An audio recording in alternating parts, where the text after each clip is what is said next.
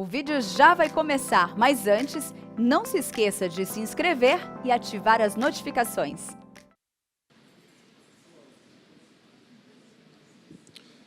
Graça e paz do nosso Senhor Jesus Cristo, a amada igreja, com grande alegria, estamos aqui mais uma vez.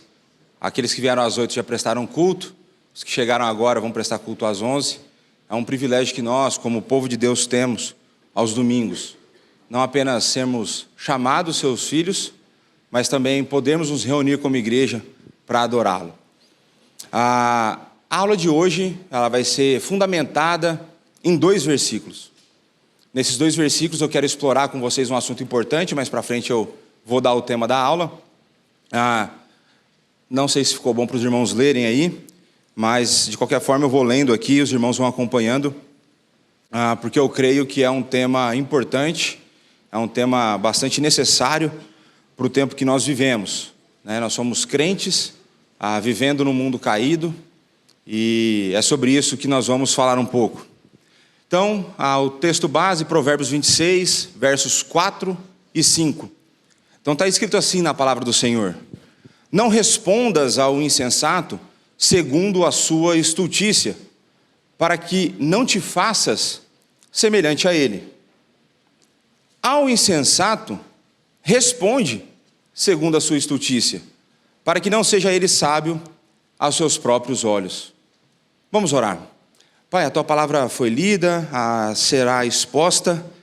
Peço que o Senhor abra o nosso coração, que o Teu Santo Espírito atue em nosso coração, transformando o nosso coração, e que o Senhor me auxilie nesse momento, para que a mensagem que seja entregada seja uma mensagem fiel à Tua palavra. É no nome do Teu Filho Jesus Cristo, nosso Senhor e Salvador, que nós oramos e agradecemos. Amém. Então, quando nós olhamos esses 2 versos, no primeiro momento, parece estranho. É para responder ao insensato ou não? Um verso fala que não, o outro verso fala que sim. Um ateu, ele vai olhar para esses 2 versos e a primeira coisa que ele vai falar, está vendo? Essa Bíblia é cheia de contradições. Mas nós que sabemos que essa é a palavra de Deus, inspirada, inerrante, autoritativa, suficiente, nós pensamos diferentes. Pela graça de Deus, pela ação do Espírito Santo, nós somos capazes de olhar para esse texto e pensar da seguinte maneira: como será que eu tenho que entender o que Deus está me dizendo aqui? O que Deus está comunicando para o seu povo através desses 2 versos? Então, nós vivemos hoje, e na verdade isso desde a queda, desde Gênesis 3, o povo de Deus vive no meio de uma geração corrupta e perversa, pervertida. Essa convivência entre crentes e descrentes, naturalmente, as nossas relações serão afetadas. Nós somos chamados para sermos santos, mas nós continuamos no mundo. E isso pressupõe que eu e você nos relacionaremos com aqueles que não têm a mesma fé que nós temos. E porque nós temos que nos relacionar com eles, e por nós sabermos que eles estão longe de Deus, que eles estão mortos espiritualmente, você vai ver que vai ter hora que as ideias não vão bater. Eu ouso dizer que nas últimas 3 décadas, a relação entre crentes e descrentes mudou muito. O que o cristão era considerado 30 anos atrás? E aqui quando eu falo cristão de fato, ou aquele que crê nas Escrituras, Jesus Cristo como seu único Senhor e Salvador, né? E na maioria das vezes, o crente, ele era considerado talvez inocente, por acreditar numa história tão antiga, tão desatualizada. Às vezes, talvez ele fosse considerado tolo, por acreditar num conto de fadas. E aqui eu tenho para compartilhar com vocês a minha experiência. Eu não nasci num lar cristão, mas Deus, pela sua graça, começou um trabalho de salvação na nossa casa, pela minha mãe. E eu lembro que eu tinha por volta dos meus 10, 12 anos, quando minha mãe começou a de fato ficar firme na igreja, que eu tinha vergonha de falar para as pessoas que minha mãe era evangélica. Olha no que deu, né? Estou aqui hoje. Por quê? Porque ser associado ao Evangelho era se passar por burro, por tolo, e assim por diante. Mas, meus irmãos, esse tempo ficou para trás. Hoje, essa realidade ela de fato piorou. Nós não somos apenas considerados tolos, agora nós somos considerados pessoas portadoras de ódio por pensar diferente dos descrentes. Somos considerados intolerantes por crermos em valores bíblicos. Somos um tipo de alarme que soa quando absurdos são praticados. Em suma, somos considerados pessoas más. Somos odiados, pois a nossa opinião não deixa com que as pessoas vivam felizes ou buscando a felicidade como elas bem entendem. Eu e você somos tidos, para a maior parte da sociedade hoje, como pessoas más, como intolerantes, como antiquados. E por isso nós somos alvo de ódio de muitas pessoas. E por isso, agora quero que você pense em uma das suas missões como crente, que é evangelizar, que é fazer discípulos, sendo alvo de ódio. Você acha que a sua ideia vai ser facilmente ouvida? Eu acredito que não.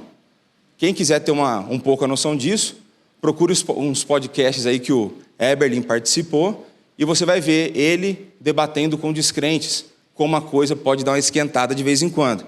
E pode levar umas 10 horas, mas tudo bem. Então, existe um outro problema, porque se não bastasse os descrentes, do descrente você já espera isso, hoje existem aqueles que são tão influenciados por pensamentos mundanos, que eles são capazes, eles têm a coragem, ou às vezes a falta de entendimento, e eles têm coragem de afirmar que eles são crentes e defender as seguintes ideias. Tem pessoas hoje em nosso meio que se dizem cristãs e defendem um assassinato de crianças dentro do ventre materno. Você vai ter pessoas que se afirmam ser crentes e defendem o feminismo, ou o machismo, ou ainda mais o homossexualismo. Hoje você tem que explicar, e você vai ver que é pior do que isso, a gente tem que explicar que homem gosta de mulher e mulher gosta de homem. Mas mais do que isso, hoje você tem que explicar que homem nasce homem e mulher nasce mulher. Nós vivemos numa época que os crentes possuem o mesmo amor pelo dinheiro que os descrentes. Que os planos, os objetivos de vida, todas as metas de vida são iguais às dos descrentes. E mais do que isso, o meio para conquistá-las é exatamente os mesmos. Mas as pessoas afirmam ser cristãs. Nós vivemos numa época que Chesterton, um pensador, previu: chegará o dia em que teremos que provar ao mundo que a grama é verde. Nós temos que provar que homem é homem, mulher é mulher. XX é XX, XY é XY. E assim por diante. Então, meus irmãos, eu vou dar o tema dessa aula aqui, na verdade, um pouco do contexto dessa aula, e eu vou usar termos bíblicos para vocês não ficarem ofendidos, tá bom? Nós vivemos na era da estupidez. Nós vivemos na era em que a estupidez reina, ela impera. E a pergunta, então, a ser respondida: como estabeleceremos um diálogo para testemunhar de Cristo e apresentar os valores bíblicos? Como que nós vamos conviver com essas pessoas, como as que eu acabei de descrever? Então, portanto, eu quero falar com os irmãos do posicionamento cristão na era da estupidez. E aqui eu estou usando o termo bíblico, tá? Não fica ofendido comigo. Eu vou mostrar para vocês que isso está na Escritura e está nos 2 versos que nós lemos. Então, antes de eu entrar no texto, a primeira coisa é a gente precisa entender um pouco do livro de Provérbios. Então, quando a gente entra nas Escrituras, para compreender as Escrituras, é importante que, para ter essa correta interpretação, eu preciso identificar uma das coisas que a gente vai precisar identificar é o gênero literário, mas nós precisamos estar cientes de que Deus nos deu o Espírito Santo, porque o Espírito Santo abriu o nosso coração e o nosso entendimento, é possível que a gente entenda a Escritura.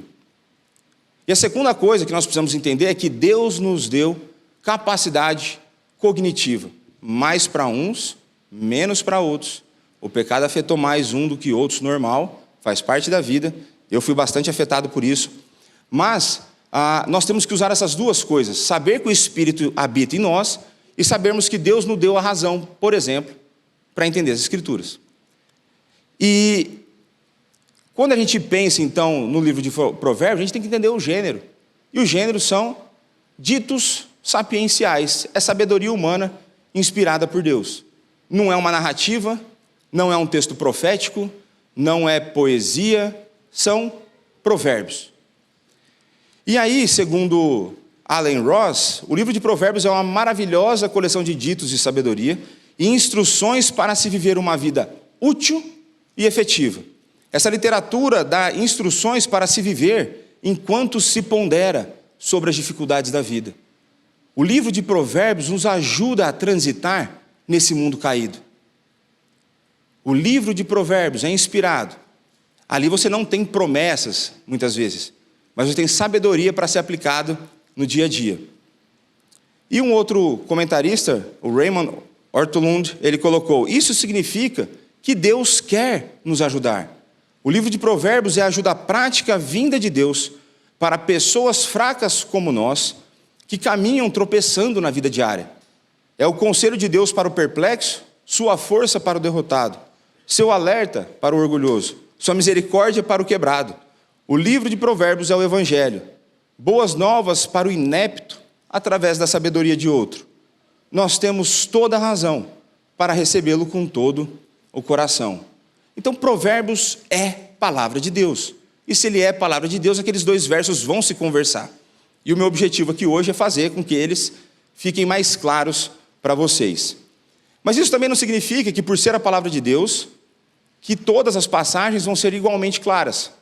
Você pode ler o primeiro capítulo da Confissão de Fé de Westminster, vai estar claro lá, né, os sábios que escreveram a Confissão de Fé vão dizer que nem todas as passagens das Escrituras são igualmente claras.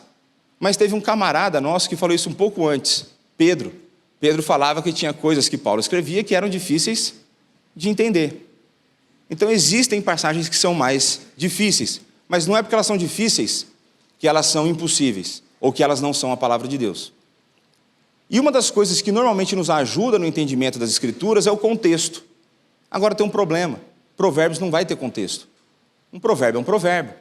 Se eu for para os versos anteriores e posteriores, não tem nada que me ajude a entender esses dois versos. O que tem lá? Que existe uma seção falando sobre o insensato. E se você for olhar o dicionário lá do hebraico, a tradução mais literal, e eu creio aqui que muitas vezes na tradução a gente tem um pouco dessa ideia de dar uma aliviada, a palavra para insensato no hebraico significa estúpido. Por isso que eu disse que a gente vive na era da estupidez. Então o texto de Provérbios está falando que nós não devemos responder ao estúpido segundo a sua estupidez, segundo a sua tolice.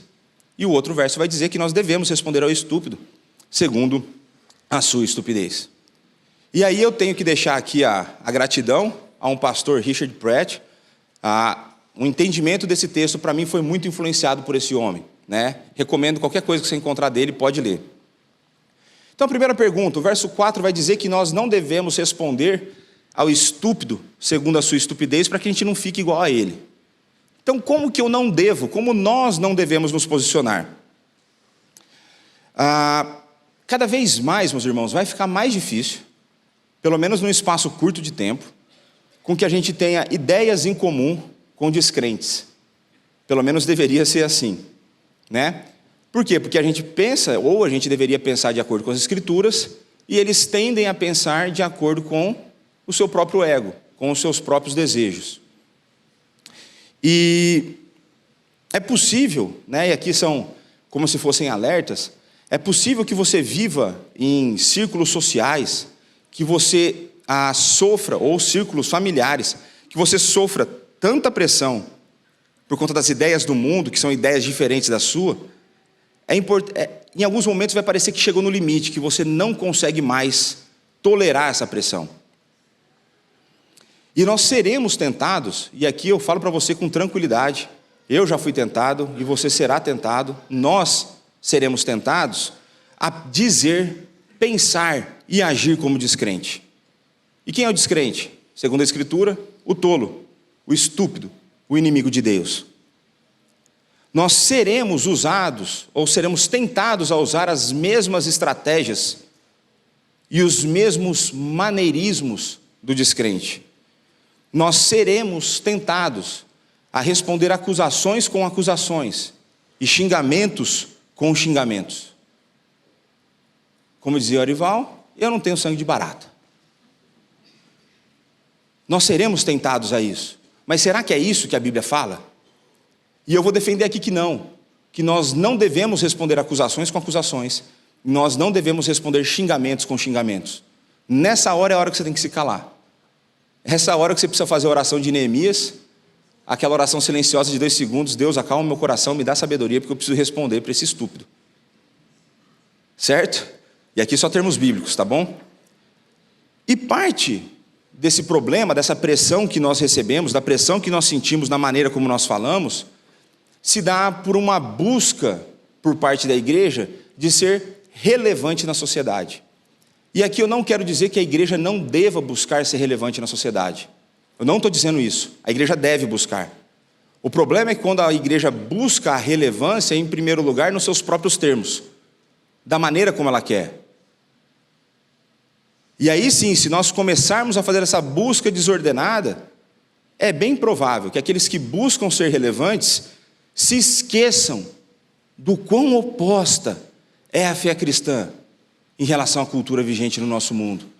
Nós estamos sendo tão inundados por informações e por opiniões que nós esqueceremos, tenderemos a esquecer do quão oposta é a nossa fé da fé daqueles que jazem no maligno.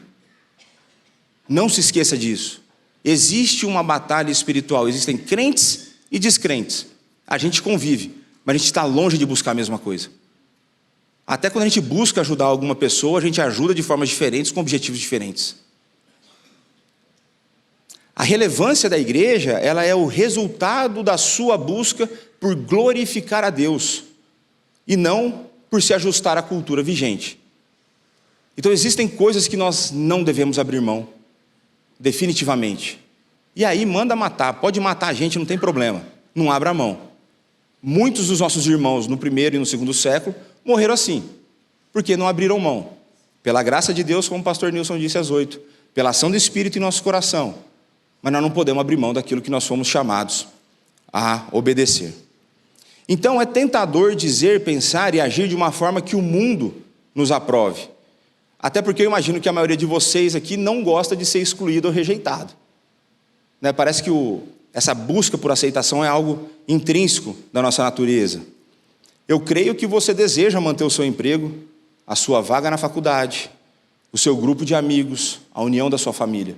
E é por isso que vai ser tentador, porque vai ter hora que isso vai estar em risco por conta dos valores que você diz crer. E a gente vai ver que existe uma distância entre o dizer e o fazer. Então, por exemplo, nos Estados Unidos hoje já é realidade, há pessoas perdendo as suas vagas, sendo expulsas da faculdade, simplesmente por falar, ao invés de usar o termo mulher trans, usar homem biológico. Simplesmente por não ceder à pressão na terminologia, existem pessoas tomando 0 nos seus artigos, sendo expulsas de instituições. E glória a Deus por essas pessoas que têm essa coragem.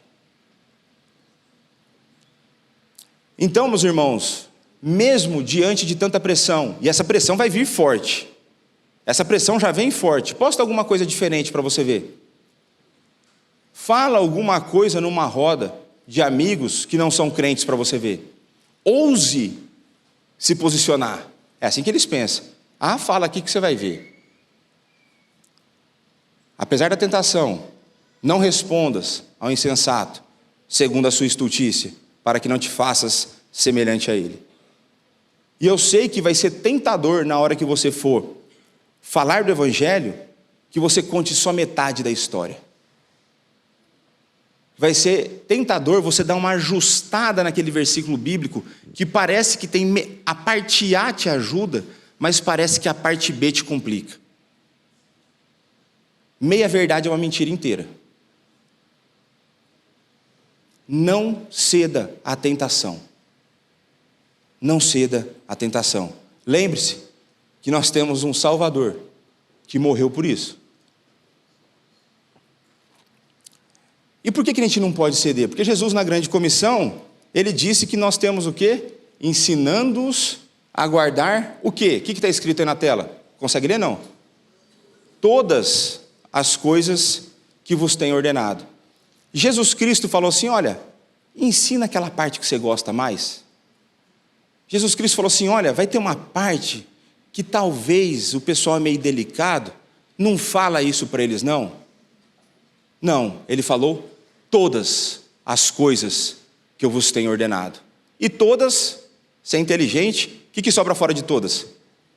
Nada. E nesse caso é isso mesmo, né?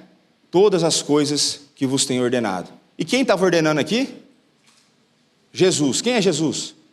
O Deus encarnado, o meu e o seu Salvador, aquele que deu a sua vida, aquele que foi para uma cruz, morreu, ressuscitou e foi assunto aos céus, está reinando soberanamente.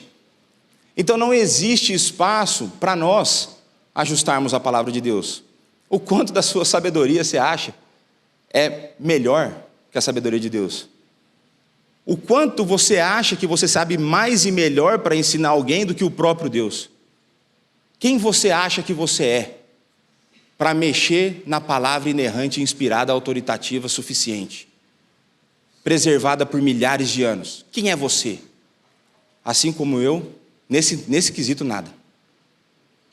Nós não temos essa autoridade. Nós não temos essa autoridade. E aí um outro problema que nós temos, eu já falei um pouco no começo, é que o mundo não está fora da igreja, ele também está dentro. E porque sempre existirá o joio e o processo de santificação, a gente sempre lidará com essas questões, inclusive dentro da igreja. Mas como assim, pastor? Processo de santificação? Isso. Assim como eu e você estamos numa caminhada de santificação, onde áreas da nossa vida ainda não foram transformadas, coisas que nós pensamos, maneira como nós agimos ainda não foi pensado, existem pessoas que não foram alteradas na sua maneira de pensar. Existem pessoas ainda que acham que é normal, por alguns motivos, matar a criança dentro do ventre. Porque elas ainda não foram santificadas nessa área. Se ela não for joio, são duas opções. Então, por conta dessa realidade, a gente sempre vai ter esse problema também dentro da igreja, não é um problema que vive só fora. E aí, eu falo para você, você será tentado de uma maneira absurda quando essas ideologias baterem na sua porta. E o que é bater na sua porta? É quando ela chegar na tua família, quando ela chegar debaixo do seu teto, quando ela chegar no seu irmão, quando ela chegar no seu filho, ela chegar no seu tio, aí você vai ser tentado. Aí você vai falar assim, será que eu preciso falar desse assunto? Será que eu preciso me posicionar nesse assunto numa reunião de família? E esse é um dilema que eu passo. E creio vocês, eu passo esse... Toda vez que eu volto para o Brasil e eu estou reunido em família, é um problema. Nessa área é um problema.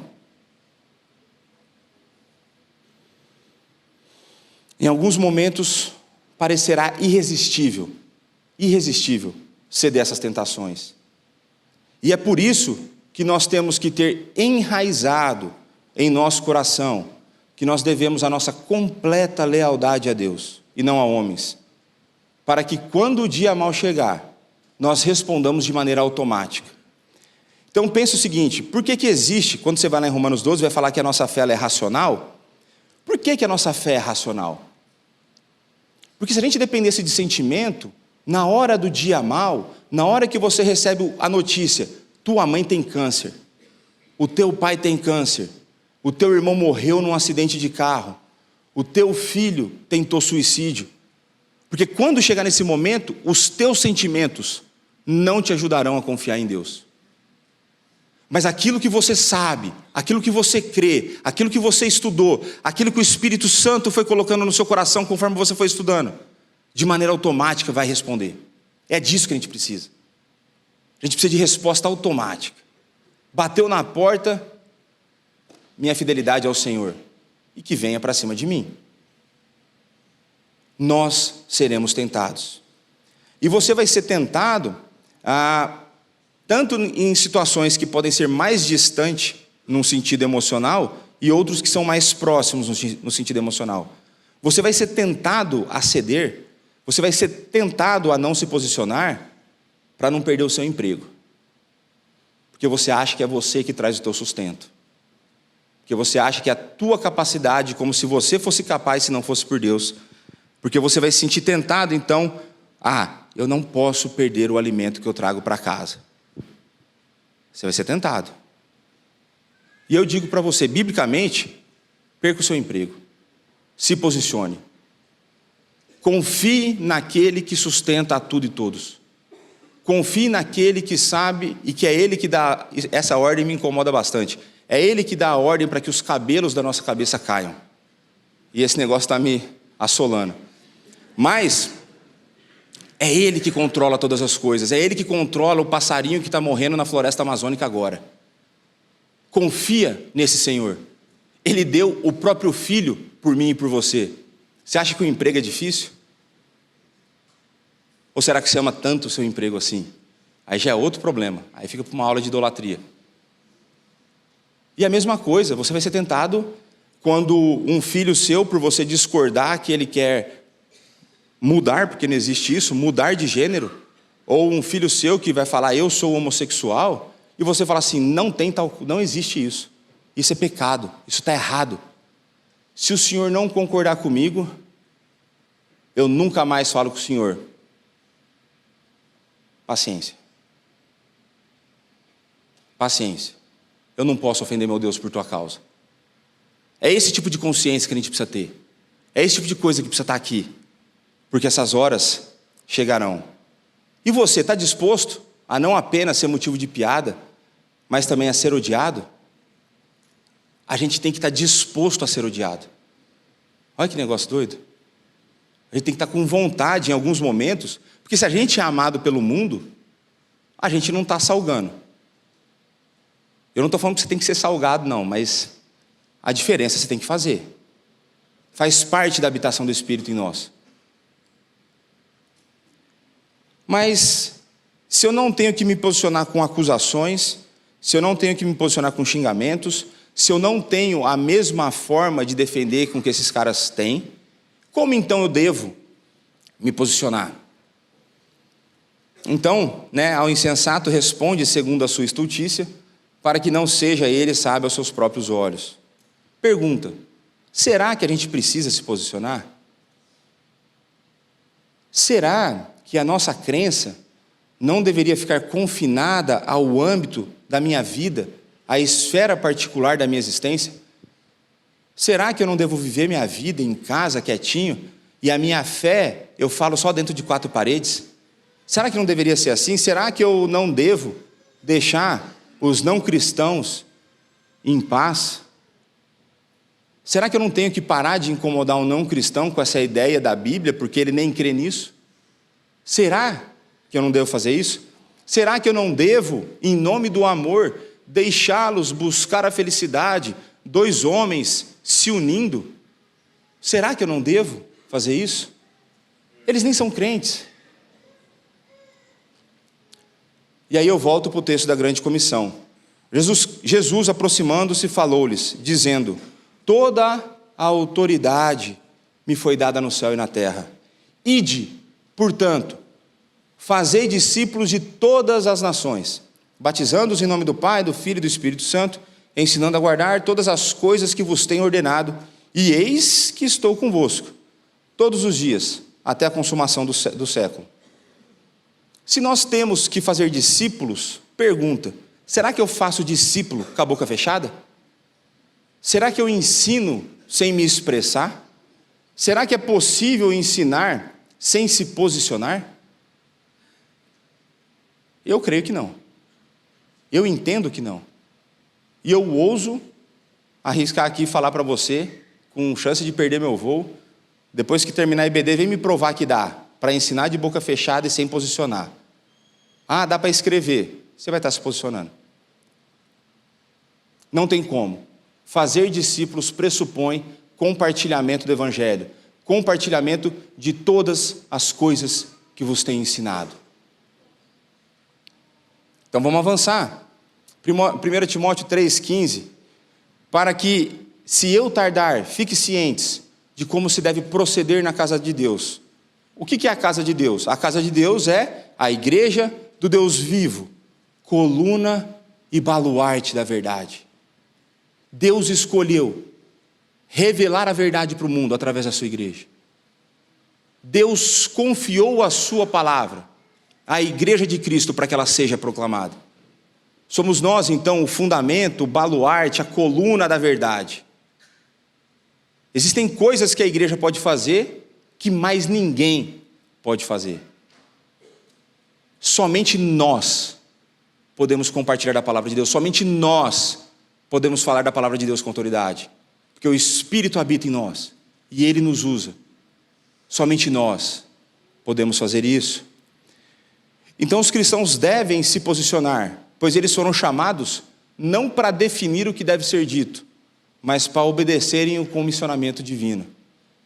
Você não tem espaço, você não tem autoridade, ou como o pessoal gosta de falar hoje, você não tem lugar de fala para escolher o que tem que ser dito ou não. Isso é autoridade divina, é prerrogativa dele, e ele já definiu todas as coisas. Isso significa de começo de Gênesis ao fim de Apocalipse, e todos os desdobramentos desses ensinamentos. Somos chamados a testemunhar e não a criar uma nova mensagem. O que a testemunha faz? Pergunta. Você já foi lá numa audiência? O que uma testemunha faz? A testemunha não cria uma nova história. Ela conta o que ela viu. Nós devemos contar aquilo que nós vimos, aquilo que nós recebemos. E na hora que eu vou contar o que eu vi, se você tem a visão perfeita, o que os seus olhos têm visto?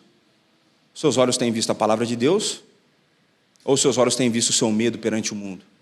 O que os seus olhos têm visto? Não é sobre mim e sobre você. É sobre Deus.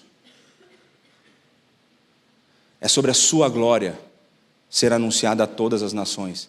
E se a sua glória é manifesta nas Escrituras, e como diria Hernandes, e é, se a glória de Deus é manifesta nas Escrituras, quando eu deixo uma parte de fora, quando eu deixo de lado alguma coisa, eu não estou glorificando a Deus.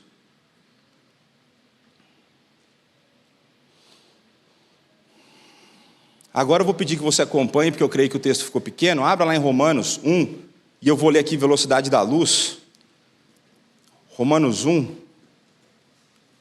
de 18 até o final do capítulo. E eu quero que você, conforme eu for lendo, você for ouvindo, vá pensando no tempo que nós vivemos. Vá pensando no meio da sociedade que a gente vive. Então está escrito assim na palavra de Deus: a ira de Deus se revela do céu contra toda impiedade e perversão dos homens que detêm a verdade pela injustiça. O deter aqui é a ideia de suprimir, de prender, de substituir. Eles trocam a verdade de Deus pela injustiça do homem, porque apartado de Deus não tem justiça. Mas vamos seguir. Porquanto o que de Deus se pode conhecer é manifesto entre eles, porque Deus lhes manifestou. Porque os atributos invisíveis de Deus, assim como o seu eterno poder, como também a sua própria divindade, claramente se reconhecem desde o princípio do mundo, sendo percebidos por meio das coisas que foram criadas. Tais homens são, por isso, indesculpáveis. Porquanto, tendo o conhecimento de Deus, não glorificaram como Deus, nem lhe deram graças, antes se tornaram nulos em seus próprios raciocínios, obscurecendo-lhes o coração insensato, estúpido. Inculcando-se por sábios, tornaram-se loucos, que creem que um homem pode ser mulher e uma mulher pode ser homem, por exemplo. E mudaram a glória de Deus incorruptível em semelhança da imagem de homem corruptível, bem como de aves, quadrúpedes e répteis. Por isso, consequência, Deus entregou tais homens à imundícia, pela concupiscência de seu próprio coração, os desejos carnais do seu próprio coração, para desonrarem o seu corpo entre si, pois eles mudaram a verdade de Deus em mentira. É consequência, adorando e servindo a criatura em lugar do Criador, o qual, o Criador, é bendito eternamente. Amém. Por causa disso, os entregou a paixões infames, porque até as mulheres mudaram o modo natural das suas relações íntimas por outro, contrário à natureza.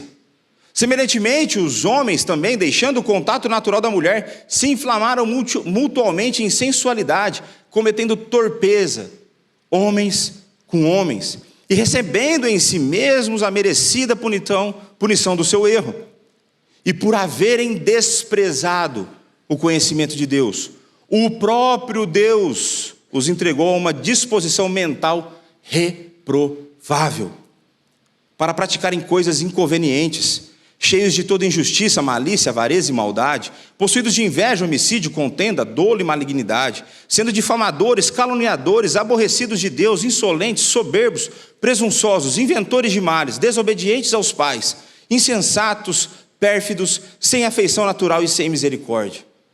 Ora, conhecendo eles a sentença de Deus, de que são passíveis de morte os que tais coisas praticam, não somente as fazem, mas também os que assim aprovam, os que assim procedem.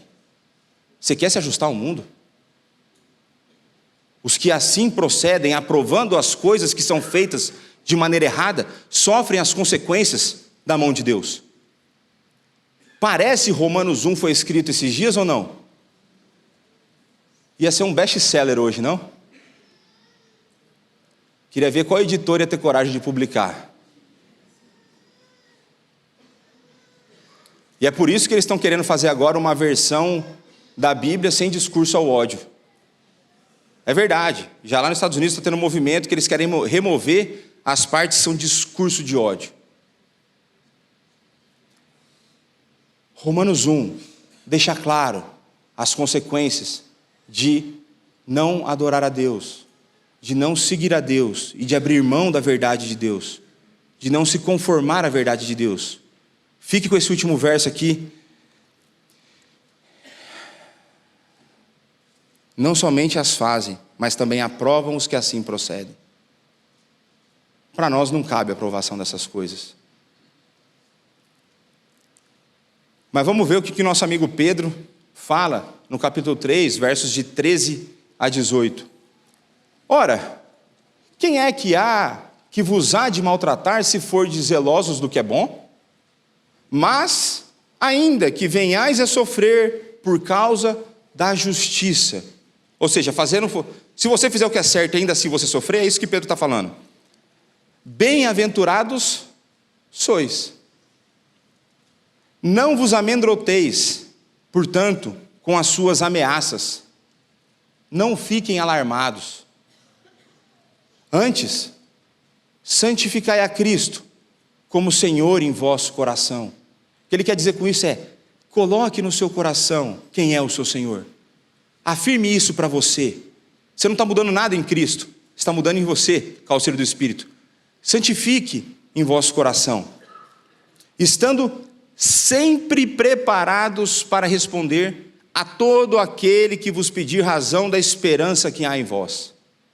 Como que você responde para uma pessoa que fala assim, como que você consegue ser crente se o mundo está indo ladeira abaixo? Se o condenado é solto, o que não fez nada é preso, se as pessoas, moralmente falando, está cada dia pior, se tem pai vendendo a filha para ser estuprada, como que você tem esperança no mundo como esse? Pedro está falando, esteja preparado para responder a isso. E um outro detalhe, para quem Pedro estava falando? Pedro estava falando para a igreja que estava dispersa, fugindo da perseguição. Pedro estava falando para aqueles que sabiam o custo de viver a justiça de maneira correta. Pedro estava falando para aqueles que abandonaram família, suas casas, os seus amigos, muitas vezes a sua igreja, para não perderem a sua vida. É para esse povo que Pedro está falando nessa carta. E ele está falando, se você está sofrendo por conta da justiça, você é bem-aventurado. E como nós gostamos do conforto. Esse tipo de bem-aventurança a gente não quer. Esse tipo de coisa a gente não quer na nossa vida. A gente quer chegar no trabalho e todo mundo sorrir para nós. A gente quer chegar em casa e ficar confortável sem ter nenhum problema para responder na internet. A gente quer viver uma vida em paz com os outros, sem se preocupar como está o nosso relacionamento com Deus. Mas vamos seguir aqui. Fazendo, todavia, olha só como nós devemos responder. Com mansidão e temor, com boa consciência, de modo que naquilo em que falam contra vós outros, Fiquem envergonhados os que difamam o vosso bom procedimento em Cristo. Porque se for da vontade de Deus, é melhor que sofrais por praticardes o que é bom, do que praticando o mal. E na nossa cabeça normalmente é o contrário, né? Já que eu vou me lascar mesmo, deixa eu fazer tudo errado. Ou eu estou pensando aqui besteira? Nunca passou na sua cabeça isso? Já que vai dar errado, vou enfiar o pé na jaca e vou chutar tudo. A Bíblia está falando o contrário. Deus nos diz o contrário. Em muitos momentos a Bíblia vai ser contra-intuitiva e a Bíblia será ofensiva, porque ela ofende o nosso orgulho por conta do nosso pecado. Mas vamos seguir aqui. E qual que é a razão da gente sofrer o mal por fazer o bem? Pois também Cristo, sem pecado, perfeito, Deus encarnado, morreu uma única vez pelos pecados, o justo pelos injustos, para conduzir-vos a Deus. Porque Cristo, o justo, morreu pelos injustos, nós, os injustos, que recebemos justiça do justo, como o Nilson pregou no Culto das 8, por conta disso, Cristo faz o quê? Nos conduz a Deus. Ele restaurou o relacionamento que estava rompido, ele refez a amizade que estava desfeita, ele trocou a ira que estava sobre nós por amor, por conta do justo. E você com medo de sofrer injustiça na sociedade. O teu Senhor só viveu isso na vida dele, basicamente, aqui na terra. E você está com medo. E você está pensando, acho que eu sou meio intolerante mesmo. Talvez eu não deva falar nisso no trabalho, porque trabalho é lugar de falar de trabalho só. É impossível para o crente segregar a sua vida religiosa da sua vida, eu nem gosto dessa palavra, a sua vida secular, porque tudo pertence a Deus. Nós somos um só ser. A nossa alma e nosso corpo são uma só coisa, que só são divididos por conta da consequência do pecado. Se não tivesse pecado, nem separação de corpo e alma teria. Não tem como separar a nossa fé daquilo que nós fazemos, da maneira como nós vivemos e daquilo que nós falamos. Se você está conseguindo viver assim, acende o alerta. Presta atenção, fica atento. Então, como que nós vamos nos posicionar? Da mesma forma, quando são os assuntos, mas completamente diferente na estratégia e na maneira. Nós temos que nos posicionar nos assuntos, mas não da mesma maneira. Por isso que eu não respondo ao insensato segundo a sua estupidez. Porque eu não me comporto, eu não deveria me comportar como ele, eu deveria me comportar como Cristo. Nós temos que ser gentis. Gentileza, ela tem formas de se manifestar, tá bom? Às vezes um homem no outro dando um tapa na cabeça é gentileza. Isso aí está tranquilo. Fomos feitos homens. Tá certo? Então, nós não vamos responder com a mesma estratégia. Nós não vamos responder xingamento com xingamento. Nós não vamos responder subir a voz com subir a voz. E como que nós vamos responder? Nos mesmos assuntos. E aí é por isso que eu defendo que o crente tem que estar no mínimo ciente de assuntos como ideologia de gênero, como homossexualidade, como criação do mundo. A gente tem que saber o que eles pensam. Você não precisa ser PhD, você precisa entender o que está acontecendo na cabeça das pessoas, porque também elas não têm profundidade nenhuma, tá? Se o cara fala como se fosse o mestre, sabe nada. Ele está detendo a justiça, a verdade pela injustiça. Mas você precisa entender um pouco, para que na hora que você for conversar e você for argumentar, você consiga se posicionar. Você consiga apresentar as verdades bíblicas que refutam e rebatem aquelas mentiras. É por isso que eu tenho dado, por exemplo, palestras de ideologia de gênero. Por isso, foi uma coisa que Deus colocou na minha vida, eu não queria. Comecei a estudar ano passado e esse negócio não sai da minha cabeça. Mas por quê? Porque a gente tem que saber, porque isso vai vir com força. A gente tem que saber responder essas coisas.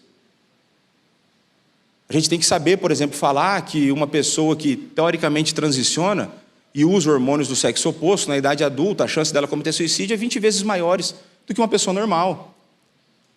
A gente tem que saber que, por exemplo, meninos que apresentam essa desconexão entre o que eles veem e como eles se sentem, 98% dos meninos, isso é dado clínico, 98% dos meninos, ao passar pela puberdade, estão bem resolvidos.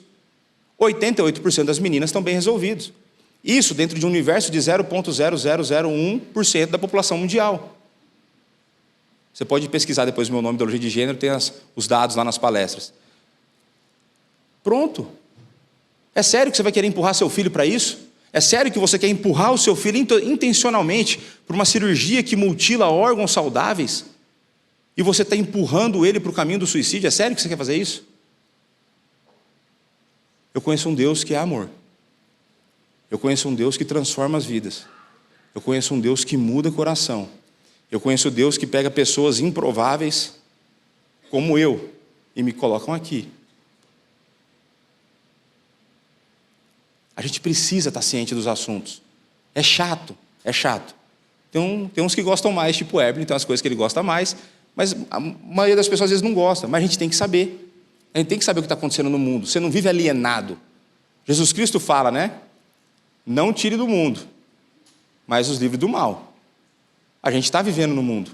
E a gente vai conviver com o mundo. Você já conversou com um ateu? Você já teve essa experiência? O ateu está pouco se importando porque você acredita. Ele fala como se Deus não existisse ou como se isso não fosse importante. E ele não quer saber o que você pensa sobre isso. Agora, nós que sabemos que Deus existe, e nós que fomos pela graça alcançados, o nosso coração transformado e sabemos que Ele existe, a gente não fala assim. A gente fica com medo do que as pessoas vão pensar, ou fica com medo da resposta que nós vamos receber, ou ficamos com medo de sermos taxados, muitas vezes, de ignorantes ou tolos. Está vendo a loucura? Você tá com... Tem hora que a ofensa, dependendo de quem vem, é elogio. Né? Então, se você está sendo chamado de tolo por um tolo, é positivo, é -1 vezes -1 dá mais 1. Né? A gente tem que pensar na matemática das coisas também. Está vendo como matemática é útil? Você aprender sinais lá. Então a gente tem que ter um pouco mais essa postura, a gente tem que perder esse medo. A Constituição nos dá o direito de liberdade, de religião. E eu quase fui reprovado num processo de adoção por conta da minha religião, por conta da minha crença. Fui tentado por pessoas, inclusive de meio eclesiástico, não dessa igreja, a mentir no processo sobre a minha fé, simplesmente para ficar mais fácil de eu conseguir adotar uma criança. E aí? Um dos maiores sonhos da minha vida. Não. É o meu Deus. Isso é graça. Não foi pela minha vontade, não foi pela minha força. Foi Ele que operou em mim, tanto querer como realizar. Não. Mas o teu Deus não te perdoa? Perdoa, mas o jogo aqui, a questão toda não é sobre Deus, é sobre mim. É a minha fidelidade, não é a dele, Ele é fiel.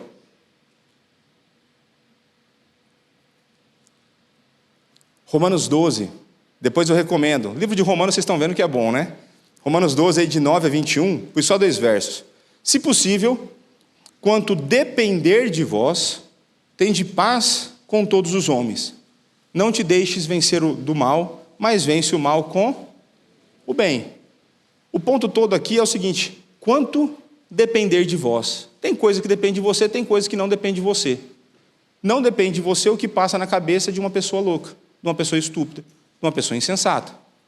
Depende de você a maneira como você fala, a sabedoria que você tem. Você pode pedir a Deus, Ele dá livremente. Né? Fica a dica aí, começa a pedir em oração. O que não depende de vós, não depende de vós o conteúdo. O conteúdo já é dado. Isso não depende de vós. E se o texto fala, quanto depender de vós tem de paz para com todos, o que o texto está implicitamente exposto no texto?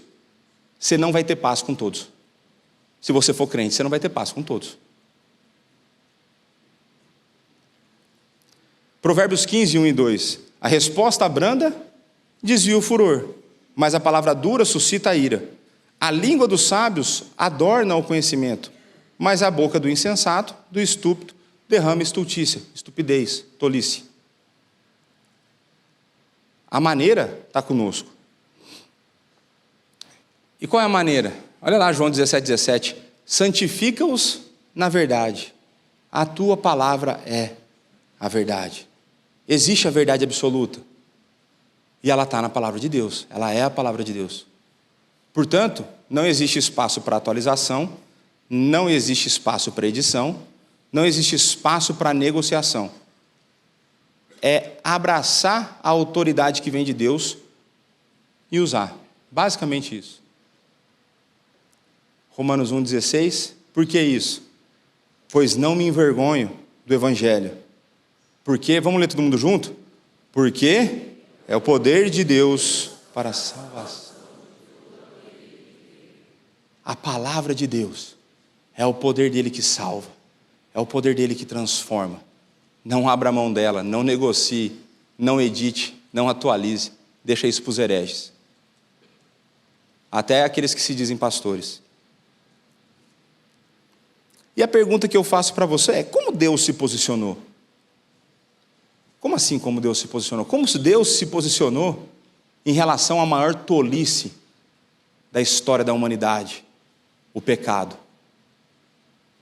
Deus respondeu à maior tolice humana com o seu Filho Jesus Cristo na cruz. A maior tolice cometida na história da humanidade foi respondida por Deus na santidade do seu Filho Jesus Cristo, num compromisso de um Deus encarnado, de um homem que viveu a verdade até as últimas consequências, de que não negociou valores, de que não abriu mão de nada. E a gente vai passar aqui um pouco de coisas que ele falou. Por isso, nós podemos nos posicionar de acordo com os versículos que foram lidos. Por isso, a gente tem que crer nisso. Então, Deus responde à tolice humana com amor, mas sem abrir mão da sua justiça. Por isso que ele matou seu filho. Porque Deus não é injusto. Então, existe consequência. Então, quais são algumas conclusões aqui, para a gente fechar aqui as coisas, aqueles que vieram às 8 embora, porque vieram para as 11 continuam aqui, tá certo? Então, quais são as conclusões aqui? O problema, parte do problema, é que nós estamos procurando uma solução de como compartilhar as verdades da Bíblia, onde nós sairíamos ilesos. A gente quer uma solução, e isso que eu vejo muitas vezes os crentes tentando achar uma fórmula e se martirizando, como eu devo me posicionar diante dessas coisas? Por quê? Porque eu quero uma solução onde eu não seja perseguido. Eu quero uma solução onde eu não seja rejeitado. Eu quero uma solução onde eu não seja odiado. Eu quero uma solução onde eu seja amado. Agora, isso é uma coisa que nunca foi pensada por Jesus Cristo, pelos apóstolos. Então a gente está pensando errado. Então, olha só como que Jesus se relacionava. Aqui eu separei por categorias. Jesus Cristo e os fariseus são os mentirosos ali da religiosidade, né? Como que Jesus tratava eles carinhosamente? Porque Jesus estava preocupado em não ofender as pessoas. Como que Jesus falava? Raça de víboras. Eu não consigo imaginar Jesus falando como eu estou falando agora, sorrindo. Raça de víboras. Ou como o Hernandes, né? Raça de víboras. Não tem espaço. Aqueles que abusam da palavra de Deus e da autoridade dada por Deus, a autoridade que eles acham que vem de Deus, Jesus Cristo trata desse jeito. Raça de víboras. Raça de víboras. Jesus Cristo não era geração mimimi. Jesus Cristo era um homem raiz, marceneiro, mão bruta. Né? Nem devia doer entrar farpa na mão de Jesus, de tanto que entrava. O cara era diferente desses homens de hoje. Agora, e quando Jesus falou com a mulher samaritana, uma descrente? Ele apontou o pecado, mas falou em amor. O outro também foi em amor, tá? Raça de víboras também foi em amor. Mas uma manifestação diferente do amor. Então ele fala para a mulher a verdade. Os homens que você tem, não é teu marido esse cara aí mesmo, já teve uns 5, você está bem rodado aí, tudo bem, mas se arrependa. Se arrependa. Se arrependa dos seus pecados. Não é ofensivo você falar para a pessoa se arrependa dos pecados? Essa mulher, para mim, é uma das histórias impressionantes de evangelismo. Ela ouviu, falou, peraí, ele me conhece, ele me chamou ao arrependimento, ele condenou das minhas ações. É igual para a mulher adúltera, vai e não peques mais. Ele não aliviou a barra da mulher adúltera. Essa mulher sai e evangeliza uma cidade inteira. Não é a cidade igual São Paulo, né? É um vilarejo. Mas todo mundo volta para ver quem é esse cara, que essa mulher que gosta bastante de homem, está falando que está transformando a vida dela. E aí vai dizer que eles creram depois, ainda mais quando eles viram Jesus. Depois leia lá em João 4. Jesus com os discípulos, estava treinando os caras, vira para Pedro, arreda Satanás. Tem espaço para mimimi? Não tem, dependendo do ambiente, diferente. Pensa João Batista e Herodes. Não temos que falar, não, essa coisa que nós cremos, o descrente não pensa assim. Aí João Batista chega para Herodes, autoridade pública, poder nas mãos, e olha só o que o texto bíblico diz. Porque o mesmo Herodes, por causa de Herodias, mulher de seu irmão Filipe, porquanto Herodes se casara com ela, mandara prender a João e atá-lo no cárcere. Pois João lhe dizia, não te é lícito possuir a mulher do teu irmão. E Herodias a odiava, querendo matá-lo, e não podia. E depois a gente sabe que ele foi assassinado. Não tem espaço para não falar verdades. É quer oportuno, quer não oportuno. Os apóstolos, a gente pensa, pega ali, eu amo esse versículo, a gente vai ler ele depois, Atos 5,41, vou deixar para o final. Maravilhoso. Eles não estão muito preocupados da maneira como a gente se preocupa em ser perseguido. Eles não estavam buscando a aprovação humana. Eles não estavam com temor de homens. Eles estavam temendo a Deus, o seu Senhor e seu Salvador. Atos, olha só, uma coisa importante na maneira, porque muitas vezes, só fazer um adendo aqui, muitas vezes as pessoas acreditam que por se tratar de questões espirituais, a gente não deveria usar a razão, a lógica, a oratória. A gente não deve confiar 100% nelas, porque a nossa razão foi afetada pelo pecado. Mas Deus nos deu condições de usá-las e estruturar um discurso, igual eu estou fazendo aqui hoje, bem ou mal é outra história, mas eu estou entregando uma mensagem para vocês, tentando ser de maneira lógica, organizar tudo mais. Olha o que Paulo fazia. Durante 3 meses, Paulo frequentou a sinagoga, onde falava ousadamente, dissertando e persuadindo. Você vai usar técnicas de convencimento com a palavra de Deus, com respeito ao reino de Deus. Não era ideia dele, não era ideologia política dele, era a Bíblia. É outra coisa que a gente precisa pensar, a gente tem que parar de fundamentar aquilo que nós cremos em raciocínios lógicos e sair brigando por aí por conta disso, porque isso vira briga política. O crente crê nas escrituras, porque daí se o cara estiver brigando com você, está brigando com Deus, aí brigou com o mais velho, está tranquilo, ele vai resolver. Fundamente as suas crenças nas escrituras. Pense em Estevão, depois leia Atos, cara, de 1 até 7 ali, você vê Estevão falando para os fariseus ali, para os religiosos da época, aqueles que vocês mataram. Era falando na cara, não tinha meias verdades. E aí, Paulo falando com Timóteo, jovem pastor, provavelmente passando algumas crises, 1 Timóteo 3,12, ora, todos quantos querem viver piedosamente em Cristo Jesus, serão perseguidos. Não é opção. Não é opção, é uma afirmação, vai acontecer. Por isso, toda semana eu oro para Deus me dar coragem para eu tomar decisões bíblicas, ainda que difíceis. Toda semana, está lá, quarta-feira. Eu tenho um Excel de oração, né? Então na quarta-feira tem lá um pedido. Coragem para tomar decisões bíblicas. Porque isso vai nos custar. Mas Jesus falou para a gente não temer aqueles que podem matar o corpo. Eles só podem matar o corpo. A nossa alma está guardada, né? Então, dica para você, prepare-se. A perseguição virá. Você pode perder seu emprego, você pode perder contato com alguns familiares, enfim, pode perder amigos. Isso é uma outra história, no que depender de vós. Então, busca viver uma vida de acordo com o padrão bíblico. É um testemunho falado e vivido. Quando você fala que ama o próximo, demonstre com atos que você ama aquele que te odeia. Demonstre, para que eles se envergonhem quando eles acusam você por serem fiéis a Cristo. Se você puder, pesquise depois na internet, Epístola a Diogneto. Não é escritura, mas é uma carta maravilhosa de irmãos nossos na fé, do 2º século. Veja como é descrito um cristão naquele texto. Veja como os crentes falavam com as autoridades e testemunhavam daquilo que Deus estava fazendo. Atos 5,41. E eles se retiraram do sinédrio, regozijando-se por terem sido considerados dignos de sofrer afrontas por esse nome. Quando você sofrer por conta de Cristo, não por conta dos teus erros, por conta de Cristo, vibra, solta rojão, fala assim: estou sofrendo por conta, estou sendo considerado digno, porque você não é digno. A dignidade está sendo atribuída a você, as pessoas estão olhando de fora. Eu falo assim: rapaz, e não é que aquele cara que fala que é pastor, até que tem uns negócios que parecem com Cristo, vamos amassar esse cara? Vibra quando isso acontecer, porque as pessoas estão te equiparando, estão te comparando com aquele que é perfeito, com aquele que viveu uma vida de perfeição e deu a sua vida por nós.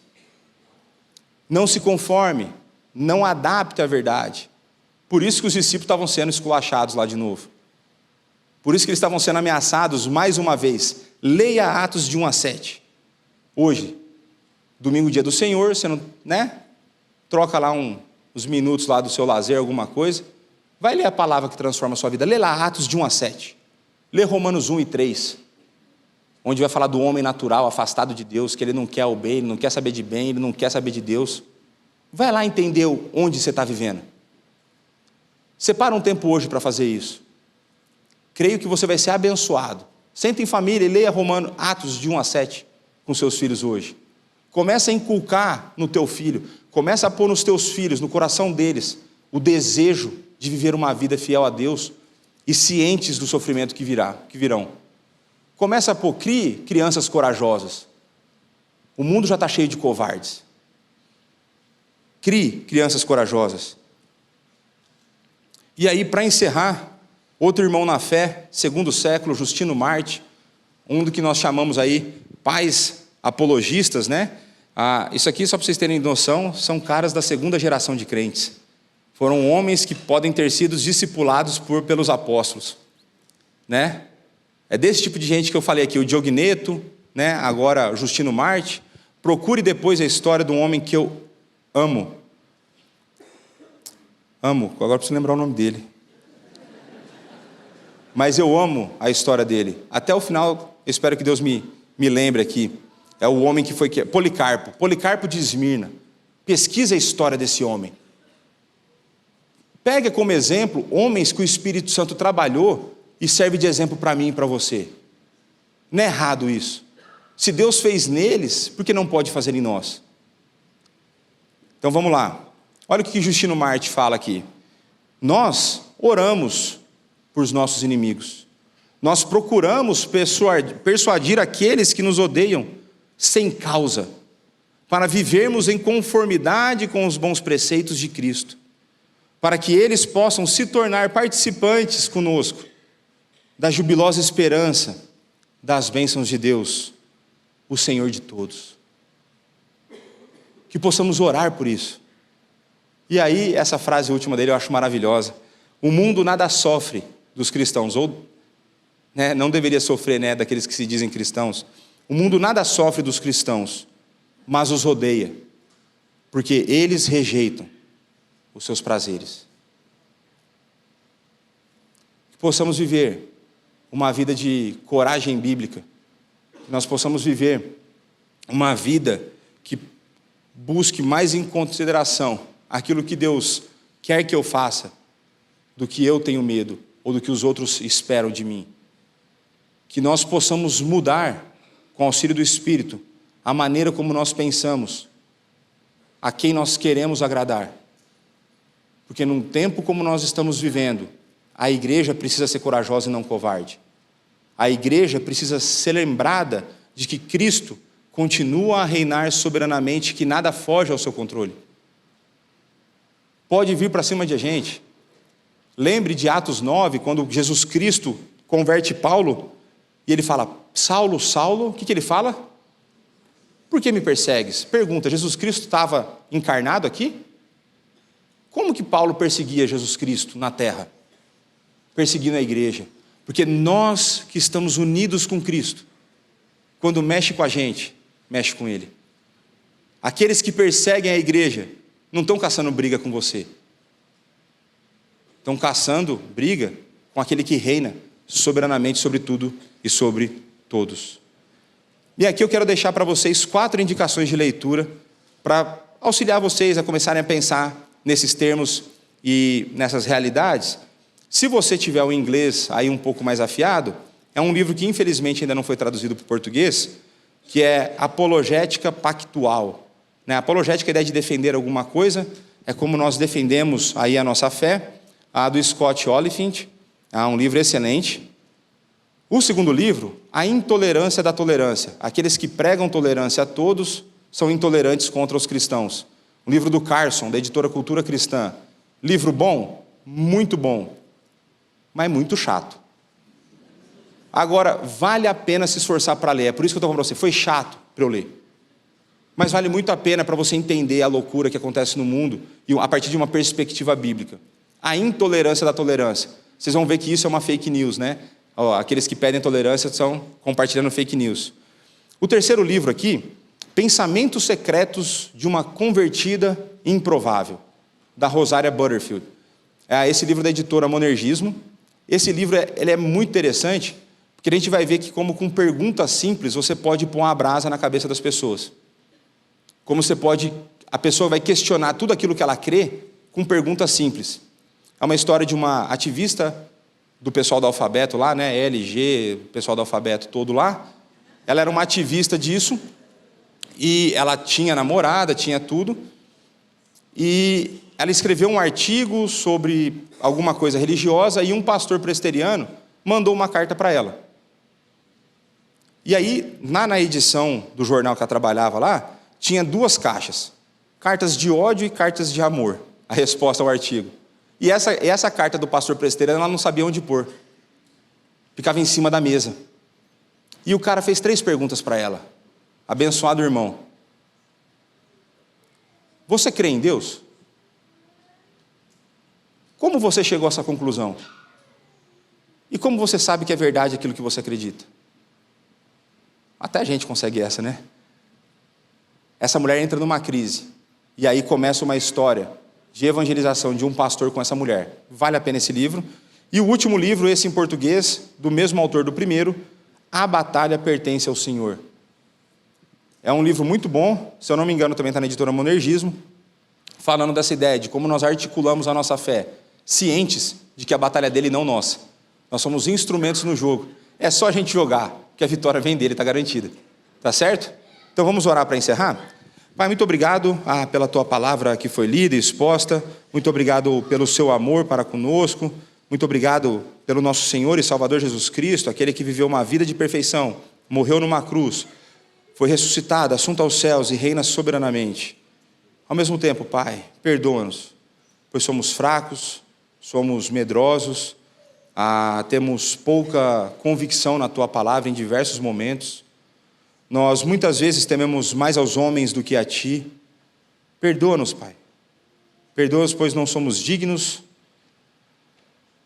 E ao mesmo tempo, Senhor, manda o Teu Espírito transformar o nosso coração. Ajuda-nos nas nossas fraquezas. Dá-nos coragem. Dá-nos força. Dá-nos sabedoria. Dá-nos amor pelo perdido. Dá-nos gentileza no falar. Dá-nos estratégia na exposição. Dá-nos comprometimento com a Tua palavra. Dá-nos cada vez mais comprometimento com o Senhor e com aquilo que o Senhor tem proposto para nós. Dá-nos cada vez mais comprometimento com o comissionamento que o Senhor nos deu. Ajuda-nos a fazer discípulos de todas as nações, ensinando-os todas as coisas que o Senhor tem nos dado e ensinado. É no nome daquele, o perfeito, Senhor e Salvador Jesus Cristo, que nós oramos e agradecemos. Amém. Meus irmãos, muito obrigado pela paciência. Fiquem com Deus. E aqueles que ficaram com o das 11, permaneça aí, não perca o seu lugar, tá certo? E até a próxima.